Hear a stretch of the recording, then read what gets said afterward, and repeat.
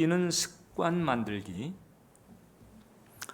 이 주제로 말씀을 전하겠습니다. 마이크 타이슨이라고 하는 그 유명한 핵주먹으로 혹은 또 핵 이빨로도 알려져 있는 강력한 권투 선수가 있었습니다. 이 사람이 그런 얘기했습니다. 누구에게나 다 전략은 있다. 두드러 맞기 전에는. 뭔가 문제가 생기기 이전에는 부푼 꿈이 가득하고 영롱한 계획이 충만하다가 이게 이제 마음대로 안 되는 게 인생이라고 하는 것을 나이 먹어가면서 모두들 겪는 거잖아요. 뭔가가 툭 생깁니다. 또 누군가가 대적을 해옵니다. 이런 복병들이 툭툭 튀어나와서 부대끼다 보게 되면 이제는 무슨 일이 생기지 않았음에도 불구하고 마음속에 불안이 올라옵니다. 그것을 이제 염려라고 말합니다. 근데 이제 주님이 이 인간의 실상이 염려로 가득할 수밖에 없음을 인정을 하신 거예요. 아담의 타락 이래 죄로 말미암은 저주에 시달리고 사탄이 또 활동하면서 사탄에게 치이고 이러니 마음 편할 날 없이 지내는 것이 인생이라고 하는 것을 아시는 주님께서 이제 산상수훈에서 그 염려의 문제를 다루시는데 그때 이제 확실하게 지침 하나를 내리십니다. 6장 34절을 보면 그러므로 내일 일을 위하여 염려하지 말라. 염려하지 말라는 거예요. 내일 일은 내일이 염려할 것이요 한날의 괴로움은 그날로 족하니라. 그러니까 내일을 염려하지 말라. 내일은 내일이 염려하도록 하라는 거예요. 그러니까 오늘은 염려하지 않고 지내라는 거지요. 또 내일이 닥치게 되면 그날이 오늘이 되고 또 염려는 또 내일이 하게 하는 것입니다.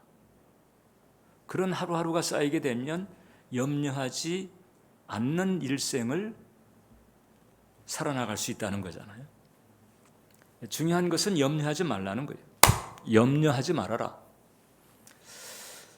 이렇게 되면 이제 거의 대부분 속으로 저도 마찬가지죠. 아니 어떻게 염려를 안 할 수 있단 말인가. 죽는다면 몰라도 이런 생각을 합니다. 그런데 주님은 분명합니다. 염려는 안 할 수 있다는 거예요. 염려는 안 할 수 있다. 아니 어떻게 염려할 일이 생겼는데 엄연한 팩트인데 어떻게 염려를 안 할 수 있다는 건가? 주님의 뜻은 이것입니다. 마음의 내용을 바꿈으로써 염려를 안 할 수 있다. 그래서 우리가 염려의 속성을 알아야 되는데 염려의 속성을 잘 설명한 분이 이제 헨리 나우엔이에요. 그분이 그런 얘기했습니다. 염려한다는 것은 아직 내 앞에 오지도 아니한 시간과 장소를 무언가로 가득 채우려 하는 것이다. 아직 생기지도 않았어요. 나타나지도 않았어요. 일어나지도 않았어요. 그런데 그 공간을 무언가로 채우는 거지요. 불안으로 채우고 두려움으로 채우고. 누가? 내가. 영어로 할 때에는 이제 그 if only라고 하는 단어가 있거든요. 혹시 만일에 이거 만일 내가 병들면 어떡하나? 만일 실직하면 어떡하지? 만일 망하면 어떻게 하나? 만일 날려버리면 어떡하나? 이런 if only 이것으로 끊임없이 아직 오지도 않은 미래를 계속 채워나가는 거예요. 이게 이제 염려라고 하는 거죠. 이건 내가 채우고 있어요. 엄밀하게 따지면은 내가 채우고 있어요. 그러니까 정신만 차리면 이것을 이제 다른 것으로 채울 수 있다는 것이죠. 주님은 바로 그것을 뜻합니다. 그러면 목사님 지금 염려할 수밖에 없는 이 엄연한 현실들은 어떻게 합니까? 지금 벌어지고 있는 이 현실들은 어떻게 합니까? 성경은 분명히 그 대책을 우리에게 알려주고 있습니다. 베드로전서 5장 7절 우리가 오늘 읽은 본문이죠. 너희 염려를 다 주께 맡겨라. 이는 그가 너희를 돌보심이라. 시편 55편도 보면 내 짐을 여호와께 맡기라. 그가 너를 붙드시고 의인의 요동함을 영원히 허락하지 아니하시리로다. 요동하지 않게 하겠다는 거예요. 근데 전제가 있죠. 짐을 맡기라는 거예요. 그 짐은 맡기면 되는 것입니다. 염려하게 하는 것들은 염려하지 말고 맡겨라. 주님께서 기꺼이 맡기라고 하시는 거예요. 맡기라고 하면 순종해야지. 근데 우리는 자꾸 이것을 놓칩니다. 왜 놓치는지 아십니까? 심란함 때문에 놓칩니다. 두려움 때문에 놓칩니다. 그래서 이 하나님의 이 참 기막히고도 놀라운 이 해법을 그냥 삐껴 나가고 계속해서 힘들어하죠. 다시 한번 기억해야 됩니다. 짐과 염려는 다 맡기시라는 거예요. 자, 그런 점에서 이제 우리는 이 하나님이 첫 번째 우리의 짐을 맡아주시는 분이다. 이 사실을 우리가 분명히 기억을 해야 됩니다. 전능하신 창조자께서 나 같은 하잘것없는 존재의 형편과 사정을 헤아리시고 짐을 맡아주신다고 정말 그게 가당키나 한 일일까? 특히 이제 이 죄의식, 이 저죄의식으로 말미암은 영적인 낮은 자존감에 찌들어 있다 보게 되면 이제 이런 생각을 은연중에 할 수 있어요. 그래서 아무리 설교를 듣고 성경 공부를 한다 할지라도 그 마음이 그 하나님의 그 약속에 대해서 자꾸 삐껴 나갑니다. 그러지 말자는 거예요. 하나님은 우리의 짐을 맡아주시는 분이다. 제가 이제 모세의 그 소명 스토리를 읽으면서 받은 은혜가 있어요. 참 하나님이 세심하시구나. 자, 우리가 알고 있는 것처럼 이제 80세 됐을 때 하나님 모세를 부르셨고 모세가 하나님하고 밀당을 하는 거예요. 하나님은 애굽으로 가라 소명을 주었는데 전 못합니다. 다 힘 빠지고 이제 와서 저보고 뭘 어떻게 하라고요? 이러면서 자꾸 이제 밀당하다가 결국은 이제 모세가 순종하고 이제 가기로 발걸음을 내딛게 될 때에 그때 갑작스럽게 하나님께서 한 말씀 딱 건네는 거예요. 이것 때문에 모세의 마음속에 묵은 체증이 싹 사라집니다. 출애굽기 4장 19절인데 여호와께서 미디안에서 모세에게 이르시되 애굽으로 돌아가라 내 목숨을 노리던 자가 다 죽었다. 자기 목숨을 노리고 있는 애굽 이것이 이제 납덩이처럼 모세의 마음속에 있었던 것이거든요. 40년 전 일이었어도 그 뒤에 애굽이 어떻게 돌아가는지를 알 수가 없는 거잖아요. 그러니까는 40년 전 일이라 할지라도 생각할 때마다 마치 어제 벌어진 일처럼 등골이 서늘한 거예요. 자기를 찾는 그 애굽의 거대한 세력, 틀림없이 지명수배가 내렸을 것이고 현상금도 붙었을 것이고 그 다음에 추적대가 샅샅이 훑어서 나를 죽이려고 했을 것이다. 그리고 자기도 40세 되기까지 애굽의 왕궁에 있으면서 봤거든요. 권력자의 심기를 불편하게 하고 달아난 이런 정적이나 만명객들의 말로 이걸 자기가 봤거든요. 반드시 추적해가지고 찾아내서 싹을 자른다는 거잖아요. 우리나라 이 고려 왕조나 조선 왕조를 봐도 그렇죠. 심지어 그 왕의 형제들이고 그 형제가 전혀 뭐 왕 될 생각조차 없어요. 그런데 혹시 욕심을 품고 대들까봐 빌미를 만들어가지고 유배를 보내는데 유배 보낸 데서 끝이지 않아요. 유배 갔다 그러면 이제 그것은 죽음이요. 유배에 지나다가 어느 날 한 사발 들고 찾아오게 되면 이제 먹고 죽어야 되는 거예요. 가만히 안 놔둬요. 그러니까 이 걸림이 있는 거죠. 내내 이 걸림이 있는 것입니다. 그런데 모세가 순종의 발걸음을 내디딜 때 이 말씀하시는 너를 노리던 자가 죽었다. 다 하시는 거예요. 너의 생명을 찾던 자, 너로 하여금 두려움을 가지게 하던 자들, 내가 염려하던, 말은 안 하고 있어도 한켠에서 계속 그것 때문에 근심하고 신경 쓰고 부담스러워했던 그 문제 정리가 됐다. 얘야, 이러시는 거죠. 커다란 바위덩이가 날아가는 것 같은 자유함을 느꼈을 것입니다. 아, 하나님 다 아시고 다 보시고 헤아리시고 계셨구나.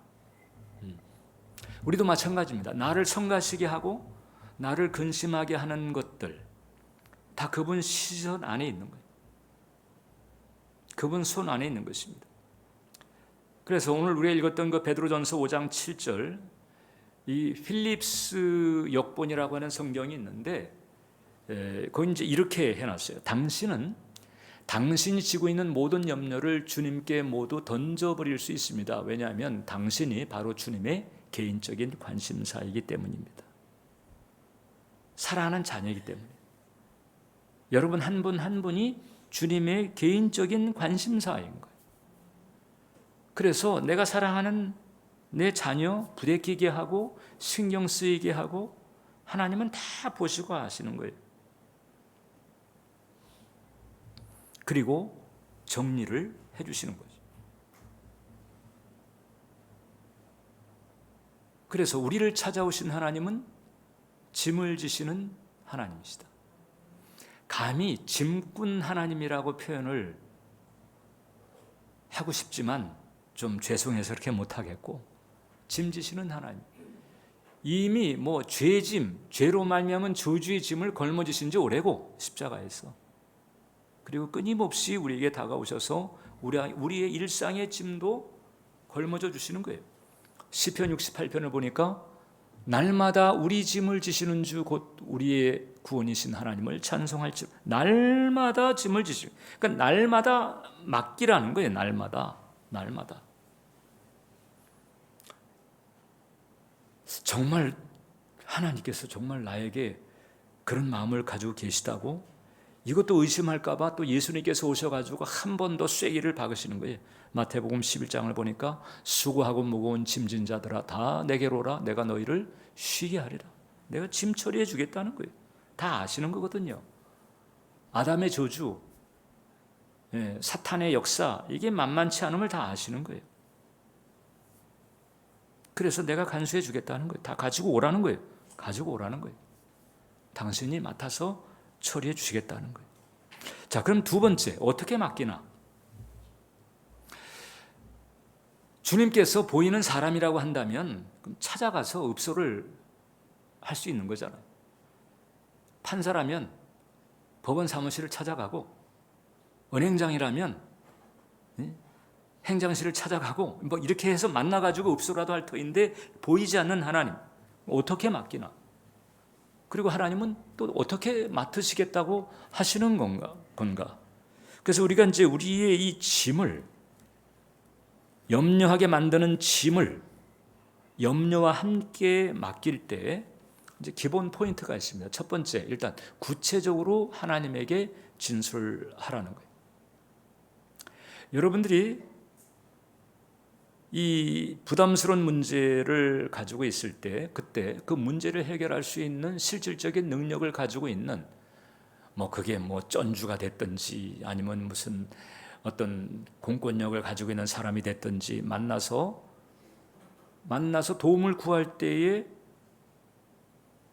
턱하니 그분 앞에 딱 쓰든지 앉든지 해가지고 아시지요? 이러고 끝나진 않잖아요. 적극적으로 내가 지금 어떤 입장에 있고 어떤 문제가 있던데 이렇게 됐으면 좋겠습니다. 이것을 구체적으로 진술합니다. 그냥 내가 힘들어요 하고 울기만 한다고 해서 진도가 도대체 문제가 뭔데요? 어떻게 하기를 원하시는 겁니까? 이렇게 하잖아요. 그래야 진도가 나갈 수 있는 거예요. 근데 우리가 이제 문제에 치이다 보게 되면 이 기도할 생각도 잊어버리거나 아니면 기도를 해도 이제 단순 기도, 사실상 그냥 기도한다고 하는 흉내는 될 수 있지만은 진지한 기도라고 볼 수 없는 이제 그런 것으로 시간을 메울 때가 많습니다. 그러니까 이 기도가 안 되거나 기도로 서술할, 구체적으로 진술할 의욕이 이제 없다라고 하는 것은 그만큼 이제 눌려 있다는 거지. 그걸 딱 이게 경계 경부를 울리고 그 단계를 빠져나와야 되는. 주님, 저 아시지요? 이렇게만 하면 그럼 이제 주님을 의지하고 기대는 마음이 표시될 수는 있어요. 그러나 꼭 그런 것은 아니겠지만 이렇게 그치기가 쉽습니다. 그러니까 아시지요 하면 그러면 하나님이 안다. 뭔가 액션을 해주셔야 되는데 그게 아니고 아시지요 그러니까 알아. 거기서 그칠 수 있다는 거예요. 네. 그러니까 하나님을 끌어들이려면 구체적인 서술이 필요한 거예요. 그래서 문제, 그리고 이제 문제에 대한 나의 염려를 기도로 진술하는 것. 그러니까 우리가 이제 이 기도도 이렇게 눌려 있기 때문에 그럴 수도 있지만은 우리의 그 마음과 생각을 기도의 표현, 기도의 어휘로 바꾸는 것에서 우리가 상당히 이제 딸립니다. 무지, 일종의 무지죠. 하나님은 전제하시니까 다 알아서 해주시겠지. 그러니까 알아서 해주시는 것과 아시는 것이 다른 거거든요. 시편 142편을 보면 내가 내 원통함을 그의 앞에 토로하며 내 우한을 그의 앞에 진술하는도다. 토로, 진술. 이것은 일종의 어휘가 있고 문장이 있고 단락이 있어요. 말로 하든 글로 하든. 그냥 힘들어요, 아시지요, 이것으로 끝나는 게 아닌 거잖아요. 근데 이것을 잘한 사람이 한나입니다. 사무엘상을 보면 한나가 대답하여 이르되 이제 성전에 가서 기도를 할 때에 계속 우물우물 이렇게 하니까 엘리 대제사장이 저 여자 도대체 술 취해가지고 지금 성전에 와서 저러는 거야? 이렇게 대제사장이면 평생 성소에서 기도하는 사람을 봐온 사람이잖아요. 그런데 그 사람이 보기에도 마치 그냥 술에 취해가지고 그냥 중언부언하는 것 같은 이제 그런 모습이 보이니까 도대체 지금 뭐냐 이렇게 물어본 거지요. 그랬더니 한나가 대답하여 이르되 내 주여 그렇지 아니하니이다. 나는 마음이 슬픈 여자라. 포도주나 독주를 마신 것이 아니여 여호와 앞에 내 심정을 통했다. 여호와 앞에 내 심정을 통했다. 요 단계를 가면 그 다음에는 이제 오케이입니다. 여호와 앞에 내 심정을 통하는 시간, 이것을 가져야 돼요. 이것을. 그래서 이 구체적인 진술을 하는 것이 필요하다. 두 번째, 필요적 기도를 해야 됩니다. 필요적 기도. 이것은 이제 사실 제가 잘 쓰는 표현입니다. 그러니까 내가 이제 원하고 바라는 것을 기도하는 거예요. 모든 상황 속에서 원하고 바라는 것을 일단 챙겨서 구하고 보자. 왜냐하면 우리의 생각이나 우리의 기도는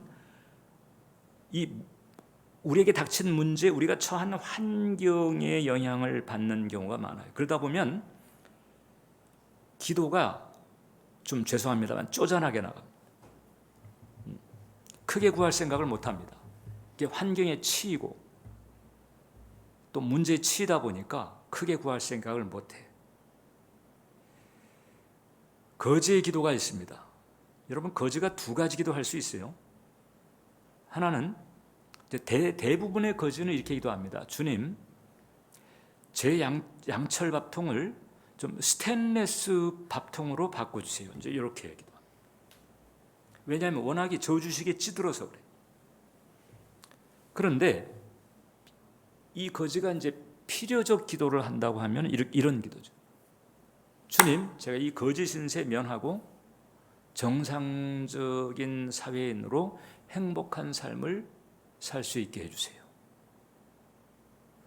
그럼 지금 이제 거지 입장에서는 너무 비약적인 기도가 될 수 있겠지만은 사실 구할 수 있는 기도고 어느 면에서는 필요한 기도인 거죠. 그 필요적 기도를 하는 것입니다. 이 필요적 기도는 내 현실, 내가 지금 겪고 있는 문제하고 사이에 그 비약의 속성이 있어가 그래서 잘 못하는 거예요. 필요적 기도를. 그런데 우리는 이제 전능하신 하나님의 은총 안에서 일단 입을 크게 열 필요가 있다는 거예요. 제가 2004년도에 대주동 순복음교회에 부임을 했습니다. 그때 그 교회에는 이미 한 지붕 두 교회로 분열 상황이에요. 그리고 이제 갈라져 나간 쪽에서 합의금을 요구를 합니다. 합의금 주면 자기가 이제 나가서 따로 이제 교회를 세워서 예배드리겠다. 그러니까 합의금을 달라. 그리고 합의금 줄 때까지 편치 않게 하겠다. 이제 이런 상황이었어요. 그 교회가 이제 그런 상황이었는데 저는 그때 여의도에 있었고 어느 날 이제 조 목사님이 저를 호출했습니다. 그래서 조 목사님 뵈러 갔더니 딱 책상에 두툼한 서류 뭉치 하나를 딱 이렇게 올려놓으시는 거예요. 그게 바로 뭔가 하니 이제 이 대종 그 교인들이 연판장을 다 쓴 거예요. 사인을 해가지고 연판장 묶음을 연판장이 이제 왜 연판장을 썼는가 하니 정재우 목사를 담임으로 보내달라는 거예요. 그 조 목사님이 이제 교회가 어려운 상황이잖아요. 그런데 그 대동 그 남은 성도들이 두툼 한 300여 장 정도, 한 350명 정도 남았으니까 그 연판장을 가져와 가지고 그 다음에 이제 제 손을 딱 붙잡으시더니 나하고 최자실 목사님하고 기도하고 눈물 뿌리면서 개척했던 교회가 저 모양이 됐으니 그런데 저기 있는 성도들이 널 보내달라 한다. 어떻게 했으면 좋겠냐. 그러니 뭐 거기서 제가 뭐라고 답변을 합니까? 알겠습니다. 제가 최선을 다해서 수습을 해보겠습니다. 그리고 제가 이제 그 말로만 듣던 한지붕 두 교회 상황에 제가 이제 인볼브를 한 거예요. 상식적으로 전도도 안 되고 부흥도 안 됩니다. 그건 어느 누구를 붙잡고 물어봐도. 그러니까 이제 조 목사님도 저에게 너 가서 그 성도들 잘 이렇게 좀 단놀이 해가지고 그냥 합의금 주고 빨리 정리하도록 하라. 그거 안 되면 전도도 안 되고 부흥도 안 되고 너만 힘들다. 이렇게 이제 말씀하죠.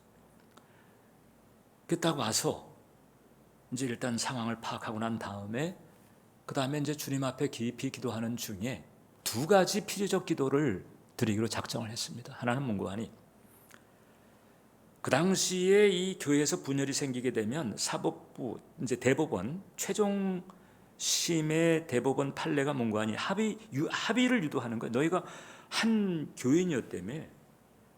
그리고 갈라져 나간 사람들도 또 기도하고 헌금하고 그랬으니까 이제 그런 그걸 감안해 가지고 합의 쪽으로 유도하는 게 대법원 판례였어요.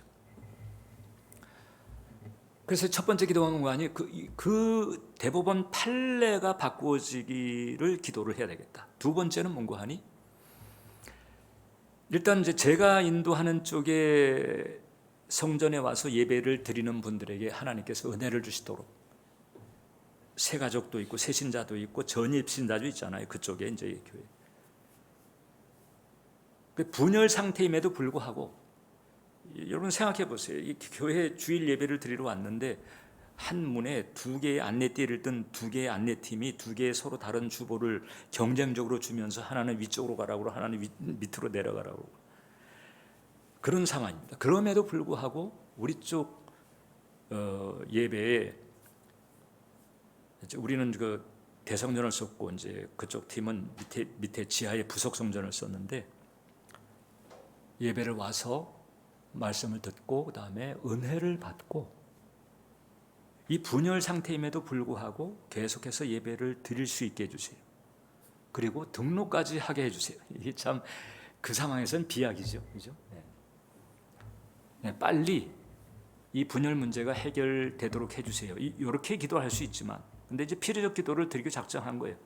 분열 상태임에도 불구하고 예배를 찾아온 분들이 계속해서 예배를 드리고자 하는 마음을 가질 뿐만 아니라 등록까지 할 수 있도록 해달라. 이 두 가지, 이 필요적 기도를 이제 그 상황에서 드릴 수 있는 최상의 기도죠. 그렇게 했더니 여전히 그 한지붕 두 교회의 상황, 그 이제 제가 22개월을 겪었는데, 근데 그 여전히 그 상황에서 처음에 이제 350명대에서 1년 지나니까 한 5, 600명 되고요. 등록이.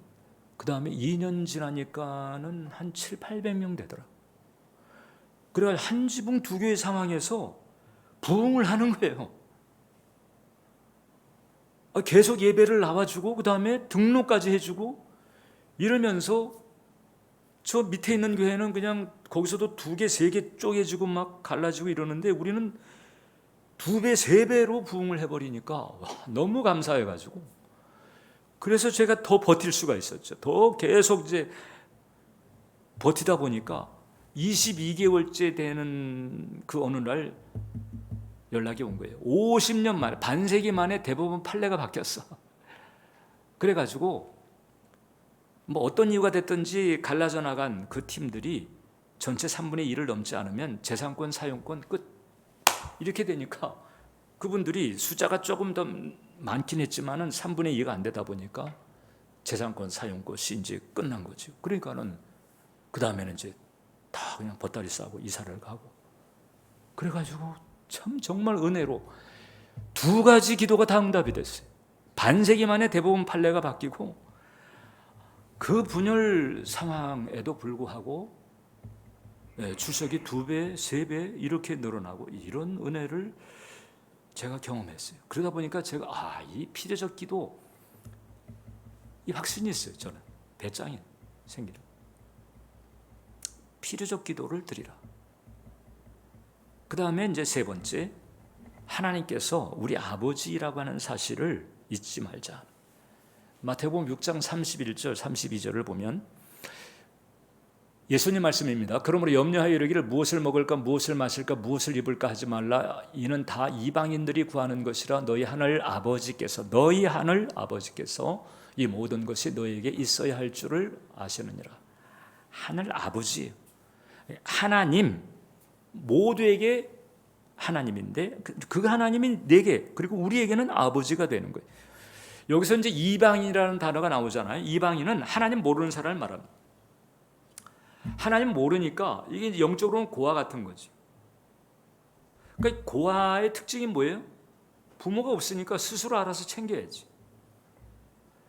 자, 그러니까 이 어린 나이에 누가 챙겨주는 사람 없이 자기가 스스로 챙겨야 되니까 걱정, 근심, 불안이 많고 힘겨울 수밖에 없는 거예요. 여러분, 원래 인간은 원래 이 창조 질서 가운데 인간은 하나님이 창조하셨잖아요. 그리고 하나님이 보호하시고 하나님과 소통하면서 하나님이 챙겨주시고 하나님의 은혜 가운데 사는 존재인 거예요. 이제 이게 결국 믿든 안 믿든 인간에 있어서 가장 최고 지상의 행복의 상태라고 하는 것을 이제 우리가 천국 가면 누리게 될 텐데, 그러니까 이것이 100% 이루어지고 있는 그 영화로운 곳이 천국인 거잖아요. 우리가 사는 이 땅은 죄와 저주, 사탄의 역사로 그런 것들이 계속 깨지고 손상이 가고 스크래치가 나고 구멍 나고 이런 거인 거잖아요. 그래서 하나님 모르는 사람들은 결국 이제 하나님을 떠난 상태이기 때문에 그래서 좋은 스펙을 가질 수도 있고 좋은 집에 살 수도 있고 뭐 높은 지위에 있을 수도 있겠지만은 영적으로 볼 때는 고아 멘탈입니다. 이 고아 멘탈. 그렇기 때문에 불안과 염려를 근본적으로 벗어버릴 수가 없는 거예요. 근데 신자는 다르다. 신자는 입양됐습니다. 원래 같은 입장에 있다가 입양됐어요. 로마서 8장 15절을 보면 너희는 다시 무서워하는 종의 영을 받지 아니하고 양자의 영을 받았으므로 우리가 아빠, 아버지라고 부르짖느니라. 구원받기 전에는 무서워하는 종의 역사 가운데 시달렸죠. 그런데 이제 양자의 영, 성령께서 오셔서 구원받고 하나님의 자녀가 되게 만들어서 하나님을 향해서 아바, 아버지라 부를 수 있게 된 거죠. 우리가 이 세상에서도 아버지가 하는 일이 분명하잖아요. 자녀를 인도하고 양육하고 보호하고 필요를 공급하고 간수하고 아버지가 하는 일이 당연히 아버지라면 해야 돼. 자녀의 어떠함을 떠나서 아버지로서의 기본 사명이고 의무인 거예요. 그러니까 하나님도 나한테 마찬가지예요. 내가 못났지만 어떻든 내가 입적이 돼서 하나님의 자녀가 된 거예요. 그러니까 나의 어떠함을 떠나서 하나님은 아버지로서 나에게 당연히 하실 일이 있어요. 인도하고 지도하고 나를 양육하고 나를 보호하고 나의 필요를 공급하고 나의 걸음을 간수해 주시는 이 의무가 아버지에게는 있다니까. 그리고 아버지는 그 의무를 기꺼이 지기를 작정한 거잖아요. 나의 어떠함을 떠나서. 그래서 내가 아버지를 따르려 하는 한 아버지는 내게 아버지로서 해야 될 그 의무를 감당하신다는 거예요. 아버지를 따르는 한이라고 하는 게 그래서 중요한 거죠. 왜냐하면 우리가 이제 구원을 받았다면 이제 하나님의 자녀가 됐는데 그러면 이제 영적으로 고아는 벗어난 거잖아요. 근데 그래서 고아가 이제 고아 신세를 벗어버렸지만은 고아가 아님에도 불구하고 고아 같은 신세와 같은 상황이 벌어질 수 있어요. 어떨 때? 가출합니다. 고아는 아닌데 집에 들어왔다 가출해. 그러면은 이제 부모의 혜택을 받을 수가 없는 거잖아요. 그럼 이제 신자의 삶에서 어떤 상황이 가출한 상태일까? 그게 불순종 상태지. 네? 아버지를 따르지 않는 불순종 상태는 그건 가출한 상태와 같다. 그러니까 이제 고아와 다를 바 없는 고달픔이 있는 거잖아요. 그러나 우리 아버지를 잘 따르려고 힘쓰는 한 완벽하지 않아도 때로 그냥 뭐 어설프고 그러다 할지라도 그래도 아버지를 따르려고 애를 쓰는 한 지향이죠. 지향. 아버지는 일단 할 일을 다 하신다. 할 일을 다 한다. 네 하는 거 봐가지고 이게 아니고 무한한 사랑과 인내와 긍휼을 가지고 우리를 살펴주신다. 이렇기 때문에 하나님께서 이렇듯 우리 아버지, 나의 아버지가 됐다는 사실을 확신을 하고 우리는 이제 계속 아버지를 지향하면서 짐 같은 것은 다 맡겨버리면 되는 거예요. 다 맡기세요. 그런데 이제 여러분들이 한 가지, 이 맡기는 것이 습관이 되어야 된다. 우리는 이제 대체적으로 보면 대부분의 크리스찬들이 좀 안이하게 지내다가 문제가 터졌을 때만 맡긴다고 그때 막 바쁩니다. 그러지 말고 그 맡기는 게 습관이 돼야 돼. 맡기는 습관. 왜냐하면 우리들이 가지고 있는 이 정서적 에너지, 신체적 에너지라고 하는 것은 어느 정도의 총량이 있어요. 그렇기 때문에 잠도 자야 되는 것이고 휴식도 가져야 되는 것이거든요. 그렇게 하지 않으면 탈나가지고 그냥 일찍 삶을 접을 수 있어요. 어느 정도의 총량이 있다. 이렇기 때문에 지혜로운 배분이 필요한 거예요. 나의 정서적 에너지, 신체적 에너지를 놓고 지혜로운 배분이 필요하다. 그런데 계속해서 이전처럼 계속 습관되어 왔던 어떤 세상 것에 마음을 쓰고 혹은 또 무슨 염려, 근심에 마음을 쓰고 이런 패턴이 습관처럼 돼 있었다 하게 되면 그럼 정서적, 신체적 에너지가 거기에 들어가는 거잖아요. 그러면 이제 정작 하나님과의 관계를 가지는 데 있어서는 이게 안 돼. 이게 안 돼. 기도와 하나님과의 교제 쪽으로 시간을 가지려니까 시간도 배분이 안 돼 있고 정서적, 신체적 에너지도 배분이 안 돼 있어요. 왜냐하면 다른 쪽에 세상에, 육신에 여기 다 그냥 쏟아버리니까. 그러니까 이제 기도는 해야 되는데 기도할 마음이 안 납니다. 왜? 지쳐서, 힘들어서, 고달퍼서. 그리고 기도하려고 딱 이제 하게 되면 이제 졸기일수고. 그래서 거기에 대해서 이제 또 그냥 차라리 이제 쉬는 게 낫다. 이렇게 이제 가버리는 경우도 있을 수 있고. 그래서 정서적, 신체적 에너지, 그다음에 시간 부분에 있어서 지혜로운 배분이 필요하다. 여러분들이 염려하지 않고 살려면 그렇다는 거예요. 염려하는 시간, 비생산적인 시간을 줄이고 기도와 경건으로 하나님께 맡기고 하나님과 교제하는 이런 시프트, 이런 변화가 필요하다. 이게 습관이 되게 해야 된다는 거예요. 습관이 되게. 그러면 여러분들이 샬롬을 누릴 수가 있어요. 이렇게 하면 할수록 여러분들은 지금보다도 더 견고하고 담대하고 그 다음에 평안한 이런 은혜의 삶을 살아갈 수가 있다. 그럼 어느 정도 우리가 이렇게 시간을 기본적으로 배분해야 될까? 예수님이 우리들에게 추천하신 기본 분량이 있습니다. 마태복음 26장을 보면 이제 이 겟세마네 상황이었죠. 예수님께서 제자들에게 오사 그 자는 것을 보시고 베드로에게 말씀하시되 너희가 나와 함께 1시간도 깨어 있을 수 없더냐. 시험에 들지 않게 깨어 기도하라. 마음에는 원이로되 육신이 약하도다. 마음은 원인데 육신이 약해. 왜냐하면 이게 신체적 정서적 에너지를 다 세상 것에 염려 근심하는 데에 비생산 미디어 같은 이 비생산적인 것에 그냥 다 쏟아버려. 그러니까 하나님 앞에 나아갈 시간, 하나님과 함께 교제하는 시간, 이게 안 남아 있는 거예요. 그러니까 이제 계속 뭐가 조금 흔들게 되면 그냥 흔들리면서 가라앉은 채로 가게 되는 경우가 많이 있는 거거든요. 근데 주님께서 좀 나와 함께 1시간, 영어로 an hour, 1시간입니다. 1시간은 좀 나하고 깨어있지 않은 거예요. 그러면 시험에 들지 않아요. 그러지 않으면 시험에 들을 수 있다는 거잖아요.